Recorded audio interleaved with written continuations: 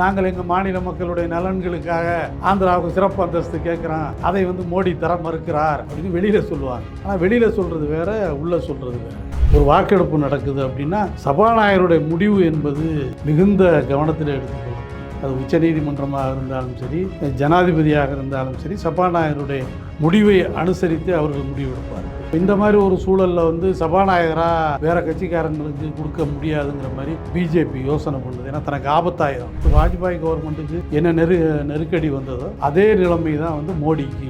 நான் 13 நாட்களில் நிரூபிக்க முடியலை. மோடி அப்படி நிரூபித்தாலும் கூட அவங்க சில டிமாண்ட் வைப்பாங்க, 2 பேரும் மாற்றி முடியாதுன்னா நாங்கள் வாபஸ் வாங்குகிறோம் அப்படின்னு சொல்லுவாங்க. அப்படி தான் ஜெயலலிதா டிமாண்ட் வச்சு வாஜ்பாய் ஆட்சியை கவிழ்த்தாங்க. மோடியை பொறுத்தவரையும் ஒரு கொலிஷன் கவர்மெண்ட்டுக்கு எப்படி அதை ஒத்துக்க போகிறாருங்கிறது சந்தேகமாக இருக்குது. ஏன்னா துணை பிரதமர் வேணும்பாங்க, சபாநாயகர் வேணும்பாங்க, உள்துறை அமைச்சர் வேணும்பாங்க. அதை பவர்ஃபுல் பொலிட் பீரோ முழுக்க எங்களுக்கு வேணும் அப்படின்னு சொல்லி கூட்டணி கட்சிகள் கேட்பாங்க. காங்கிரஸ் என்ன நினைக்கிறாங்கன்னு சொன்னால், இந்த சூழ்நிலையில் நாம் ஒரு அரசை அமைப்பதற்கான முயற்சியில் தோற்று போயிட்டா சிரமமாயிடும். அதனால் இவர்கள் வாஜ்பாய் மாதிரி ஆட்சியை அமைச்சு பிரதமராகி அவங்களுக்குள்ள பிரச்சனை வந்தால் நாம் அதை பயன்படுத்தி கொள்ளலாம் என்று காங்கிரஸ் நினைக்கும். அதாவது கொலிஷன் கவர்மெண்ட் அப்படிங்கிற பொறுத்தவரை காங்கிரஸ் வந்தாலும் சரி அல்லது பிஜேபி வந்தாலும் சரி நீண்ட காலம் நீடிக்காது. ஒரு 5 ஆண்டு காலம் நீடிப்பதற்கான வாய்ப்பு என்பது இல்லை.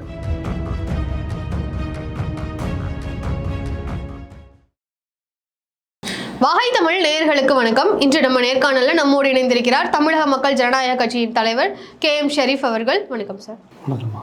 சார், இப்போ 2024 மக்களவை தேர்தல் முடிவுகள் வெளியாகிருக்கு. இதில் மோடி அவர்கள் பெரும்பான்மை அமைக்காத காரணத்தினால அவரோட ஆட்சி நீடிக்குமா? இப்பொழுது இருக்கிற அதிகாரிகள், இப்பொழுது இருக்கிற ஜனாதிபதி எல்லாமே மோடியால் அதிகாரத்துக்கு கொண்டு வரப்பட்டவர்கள். அதனால் இன்னும் கொஞ்ச நாளைக்கு அந்த மோடியின் பாதிப்பு என்பது நிச்சயமாக இருக்கும் அதிகார வர்க்கத்தில். இப்போ ஜனாதிபதியை பொறுத்தவரை இயல்பாகவே இந்திய அரசியல் சட்டப்படி யார் அதிக எண்ணிக்கையிலான, அதாவது பெரும்பான்மை இல்லை என்றாலும் கூட அதிக எண்ணிக்கையிலான நாடாளுமன்ற உறுப்பினர்களை வைத்திருப்பவர்களை அழைப்பது தான் மரபு. அந்த அடிப்படையில் தான் கடந்த காலத்தில் வாஜ்பாய் அழைக்கப்பட்டார். 13 நாட்கள் அவர் பிரதமராக இருந்தார். அவரால் பெரும்பான்மையை நிரூபிக்கப்பட முடியாததால் அடுத்த அரசு வருவதற்கான ஒரு வாய்ப்பு இருந்தது. அதேபோல் இப்பொழுது ஒரு பேச்சுவார்த்தை இன்றைக்கு வரையும் நடக்குது. எப்போதுமே தலைவர்கள் வெளியில் ஒன்று சொன்னாலும் கூட, சந்திரபாபு நாயுடு போன்றவர்கள் நான் பிஜேபியோடு தான் இருப்பேன் அப்படின்னு சொன்னாலும் கூட, எங்களுடைய மக்களுடைய விருப்பத்தை பிரதிபலிப்போம் அப்படின்னு இன்னொரு புறத்தில் சொல்கிறார். தான் எடுக்கிற நடவடிக்கைகளுக்கு சரியான அர்த்தம் சொல்வதற்கான ஒரு நிலையை இப்பொழுதே அவங்க உருவாக்கி வச்சுக்குவாங்க. பேச்சுவார்த்தை நடக்குது. சபாநாயகர் என்று சொல்கிறாங்க, ஆனால் சபாநாயகரை தாண்டிய விஷயங்களும் இருக்குது அதில். அதனால் 2 பேருடைய ஆதரவு இப்பொழுது இருப்பதால் மோடி 3வது முறையாக பிரதமராக ஆவதற்கான ஒரு வாய்ப்பு இருக்குது. காங்கிரஸ் என்ன நினைக்கிறாங்கன்னு சொன்னால், இந்த சூழ்நிலையில் நாம் ஒரு அரசை அமைப்பதற்கான முயற்சியில் தோற்று போயிட்டா சிரமமாயிரும். அதனால் இவர்கள் வாஜ்பாய் மாதிரி ஆட்சியை அமைச்சு பிரதமராகி அவங்களுக்குள்ள பிரச்சனை வந்தால் நாம் அதை பயன்படுத்தி கொள்ளலாம் என்று காங்கிரஸ் நினைக்கிறது. எனவே மீண்டும் இப்போ இன்றைய சூழ்நிலையில் மோடி பிரதமராவதில் பெரிய சிக்கல் இருக்காது. சார், இப்போ 2019 தேர்தலெல்லாம் பார்த்தீங்கன்னா 300க்கும் மேற்பட்ட தொகுதிகளை ஜெயிச்சு ஒரு சௌகரியமாக போய் பிரதமர் ஆனார். ஆனால் இப்போ பார்த்தீங்கன்னா ஒரு பெரும்பான்மை அமைக்கிறதுக்கே ரொம்ப கஷ்டப்பட்டு போய் தான் இருக்காங்க. ஸோ இந்த மாதிரி இதுக்கு காரணம் என்ன? அவர் என்ன தவறு செஞ்சார்? அதாவது அவருடைய கடைசி கட்ட பேச்சு, ஒரு 2வது 3வது கட்ட 7 கட்டத்தில் நடந்த தேர்தலில் 2வது 3வது கட்ட தேர்தலில் தாங்கள் வாங்குகிற நாடாளுமன்ற உறுப்பினர் எண்ணிக்கை குறைஞ்சிருங்கிற மாதிரி ஒரு கணிப்பு அவங்களுக்கு தெரியுது. அவருடைய மிக மோசமான பேச்சு, முஸ்லீம்கள் மீதான பேச்சு, அப்புறம் எதிர்க்கட்சிகள் மீதான பேச்சு, காங்கிரஸ் மீதான வன்மம் கக்குகிற பேச்சு, இதெல்லாம் அவர் நினச்சது நமக்கு அதிகபட்ச வாக்குகளை பெற்றுத்தரோம் அப்படின்னு அவர் நினைக்கிறாரு.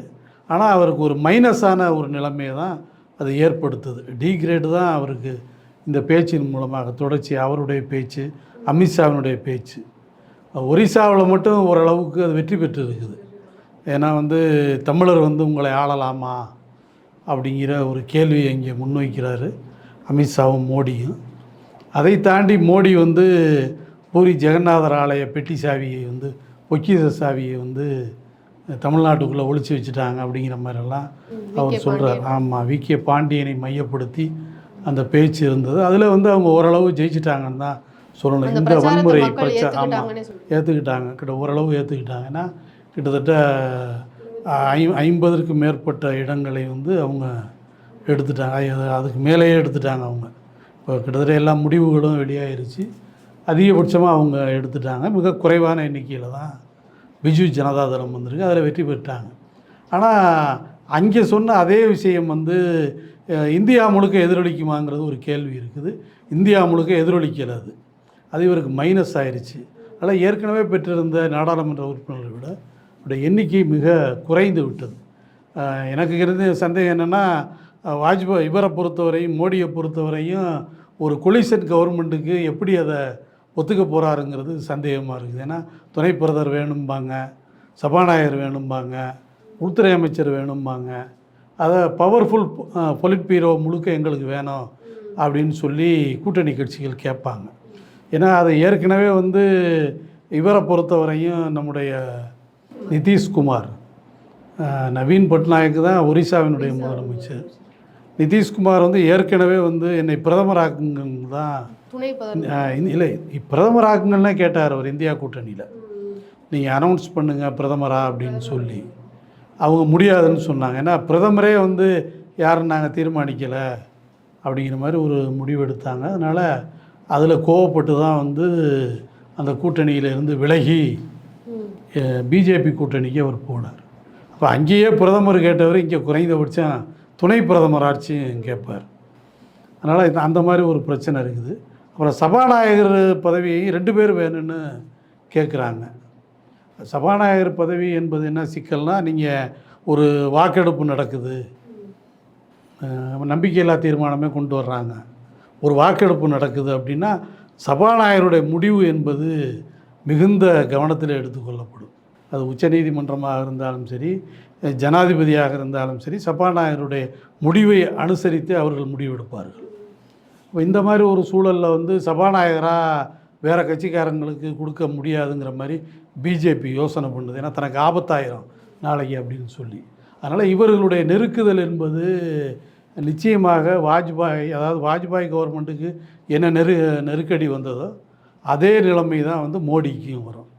நான் 13 நாட்களில் நிரூபிக்க முடியலை. மோடி அப்படி நிரூபித்தாலும் கூட அவங்க சில டிமாண்ட் வைப்பாங்க, 2 பேரும் மாற்றி மாற்றி. இப்போவே சிறப்பு அந்தஸ்து கொடுங்கிறாங்க ஆந்திராவுக்கு. அப்படிலாம் டிமாண்ட் வச்சா என்ன ஆகுனா, இவங்க முடியாதுன்னா நாங்கள் வாபஸ் வாங்குகிறோம் அப்படின்னு சொல்லுவாங்க. அப்படி தான் ஜெயலலிதா டிமாண்ட் வச்சு வாஜ்பாய் ஆட்சியை கவிழ்த்தாங்க. கடைசியில் பார்த்தீங்கன்னா ஒன்றுக்கு அது புரோஜனப்படாத ஒரு விஷயத்துக்காக கவிழ்த்தாங்க. எதுக்குன்னா, ஒரு அதிகாரி, அதாவது முப்படை அதிகாரி ஒருத்தரை சஸ்பெண்ட் பண்ணுறாங்க அரசு. அவரை சஸ்பெண்ட் பண்ணக்கூடாதுன்னு, அதுக்கு முன்னாடி நிறையா கோரிக்கைகளை ஜெயலலிதா வச்சுக்கிட்டே வருது. இவருக்கு பதவி கொடுக்கக்கூடாது, அவருக்கு பதவி கொடுக்கக்கூடாது, கடைசியில் பெர்னாண்டஸுக்கு, ஜார்ஜ் பெர்னாண்டஸுக்கு பதவி கொடுக்கக்கூடாதுலாம் அந்த அம்மா சொல்லுது. எல்லாத்தையும் ஜஸ்வந்த் சிங் போன்றவர்கள் அந்த அம்மாவோட பேசி சமாதானப்படுத்துகிறாங்க. கடைசியாக எப்படா நம்ம வாபஸ் வாங்குறதுன்னு பார்த்தா, அந்த நேரத்தில் முப்படையில் உள்ள ஒரு அதிகாரியை சஸ்பெண்ட் பண்ணுறாங்க கவர்மெண்ட்டு. அது சஸ்பெண்ட் பண்ணது தப்பு, உடனடியாக அதை சஸ்பெண்டை ரத்து பண்ண அப்படின்னு ஜெயலலிதா சொல்லுது. அதுக்கு சாத்தியம் இல்லைங்கிறாங்க, சஸ்பெண்ட் பண்ணிடலாம், உடனே பண்ண முடியாதுன்னு.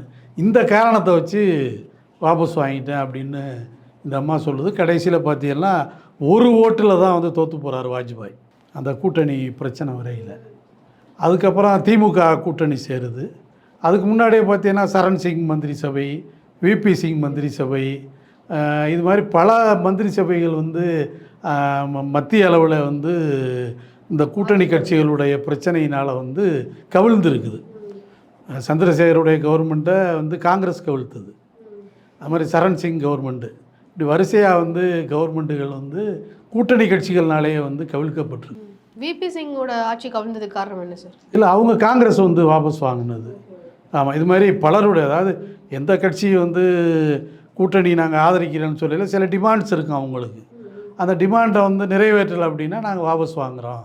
இப்போ ஜெயலலிதா மாதிரி தான் எல்லாருமே, காங்கிரஸும் பல முறை வந்து வாபஸ் வாங்கியிருக்குது. அதே நிலைமை வந்து நாளைக்கு மோடிக்கு வரலாம். மோடிக்கு அந்த பய உணர்வு, அச்ச உணர்வு ஏன்னா இப்ப நிச்சயமா ரெண்டு இருக்குது. கட்சிகளுமே பெரும்பான்மை இல்லாம கூட்டணி கட்சிகளோட தயவுல தான் வந்து வர வேண்டியது இருக்கு. சோ அப்போ யாரு வந்தாலுமே வந்து அந்த ஆட்சி கவிழ்றதுக்கான வாய்ப்பு இருக்கு. இருக்குது. நீங்கள் 3 பேர் நான் பார்க்குறேன். அதாவது பிஜேபி சைடு சந்திரபாபு நாயுடும் அல்லது இவர் பீகார் முதலமைச்சர், அப்படி யார் அவங்க சப்போர்ட் பண்ணாலும் கூட வந்து அவங்களும் வந்து அதுலேருந்து வெளியில் வர்றதுக்கான வாய்ப்பு இருக்குது. ஏன்னா ஏற்கனவே வந்து இவர் என்னை பிரதமரை அறிவிக்கலைன்னு தான் வெளியில் வந்தவர் நிதிஷ்குமார், பீகார் முதலமைச்சரை பொறுத்தவரை. இப்போ இவர் கொஞ்சம் அனுசரித்து போய்க்குவார், யார், நம்ம சந்திரபாபு நாயுடு. ஆனால் சந்திரபாபு நாயுடுக்கே ஒரு பழி வாங்குகிற நிலைமை வரலாம். ஏன்னா கிட்டத்தட்ட வந்து ஒரு 8 மாதத்துக்கு முன்னாடியெல்லாம் இவரை பார்க்குறதுக்கு, மோடியை பார்க்குறதுக்கு பல நாட்கள் காத்து கிடந்தார் சந்திரபாபு நாயுடு போய். ஆனால் மோடி வந்து எனக்கு பார்க்குறதுக்கு நேரம் இல்லைன்னு சந்திரபாபு நாயுடு அனுப்பிட்டார். இப்போ அதெல்லாம் வந்து அரசியலில் வந்து அந்த இதெல்லாம் இருக்கும்ல. அதே மாதிரி நீங்கள் இந்த கூட்டணியை பொறுத்தவரை மம்தா, காங்கிரஸ் கூட்டணியை பொறுத்தவரை மம்தா, அப்படி காங்கிரஸ் கூட்டணிக்கு வந்தால் கூட மம்தா தொடர்ச்சியாக ஆதரிப்பாரா அப்படின்லாம் எந்த உறுதியும் கிடையாது. அவர் மிரட்டுவார், கிட்டத்தட்ட அவர் ஒரு ஜெயலலிதா தான். அதே மாதிரி மாயாவதி எப்படி மிரட்டுமோ அதே மாதிரி தான் நார்த்தில் மம்தாவும் மாயாவதியும் தான் அப்படி ஒரு மிரட்டலுக்கு சொந்தக்காரர்கள். அது சரியாக தப்பாங்கிறத தாண்டி அப்படி ஒரு மிரட்டலை அவர்கள் முன்வைப்பார்கள். அது மம்தா முன்வைக்கும். அதனால் கொலிஷன் கவர்மெண்ட் அப்படிங்கிற பொறுத்தவரை காங்கிரஸ் வந்தாலும் சரி அல்லது பிஜேபி வந்தாலும் சரி, அது நீண்ட காலம் நீடிக்காது. ஒரு 5 ஆண்டு காலம் நீடிப்பதற்கான வாய்ப்பு என்பது இல்லை. அது வந்து மோடி இருக்கட்டும் அல்லது இவர்களாக இருக்கட்டும், யார் வந்தாலும். ஏன்னா சுற்றி இருக்கிற ஆட்கள் வந்து அந்த பிரதமர் பதவி மீது அவர்கள் எல்லோரும் கண் வைக்கிறார்கள். நான் சொல்கிறேன், அந்த 3 பேருக்குமே பிரதமர் பதவி மேலே ஒரு மிகப்பெரிய கண் இருக்குது. அவர்கள் தான் இன்றைக்கு வலிமை வாய்ந்த கட்சிகளாக இருக்கிறார்கள் காங்கிரஸை தாண்டி. ஏன்னா காங்கிரஸ் இன்னும் 100 சீட்டு கூட காங்கிரஸ் வாங்கலை. அது 99 சீட்டு தான் காங்கிரஸ் வாங்கியிருக்குது. பாக்கியெல்லாம் கூட்டணி தான். 234 கூட்டணி கட்சிகள் தான். திமுக அது மாதிரி செய்வதற்கான வாய்ப்பு இல்லை. ஏன்னா அவங்க காங்கிரஸோட மிக நெருக்கமாக இருக்கிறாங்க. ஏனைய அரசியல் கட்சிகள் அப்படி செய்வதற்கான வாய்ப்பு இருக்குது. அதனால் காங்கிரஸா பிஜேபியா என்பதை தாண்டி 2க்குமே வந்து கழுத்தில் கத்தின்னு சொல்லுவோம்ல, அது மாதிரி இந்த கூட்டணி கட்சிகள் கழுத்தில் கத்தியை வைத்து கொண்டு தான் இருக்காங்க.